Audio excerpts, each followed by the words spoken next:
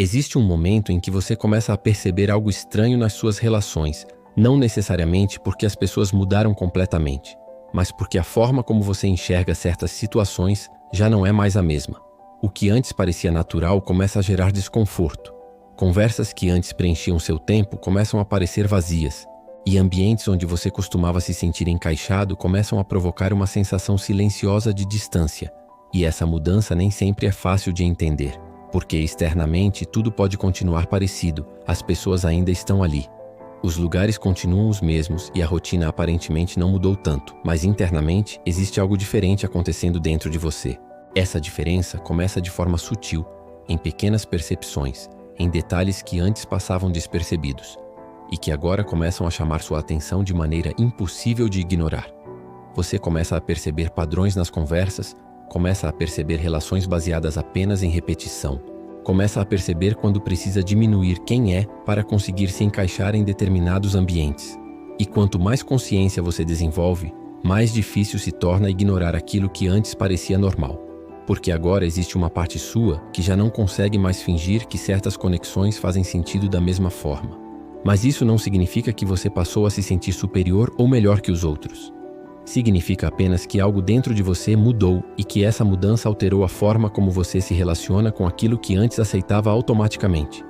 E é exatamente nesse ponto que muitas pessoas começam a sentir solidão, porque despertar muda a percepção.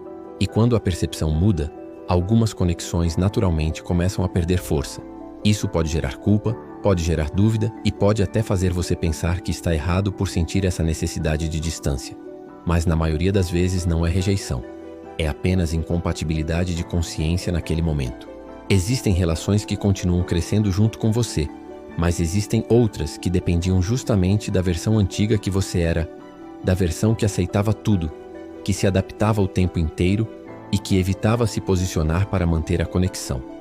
E quando você começa a mudar internamente, essas relações começam a sentir o impacto dessa transformação, porque agora existe mais clareza, mais percepção e mais verdade na forma como você se expressa.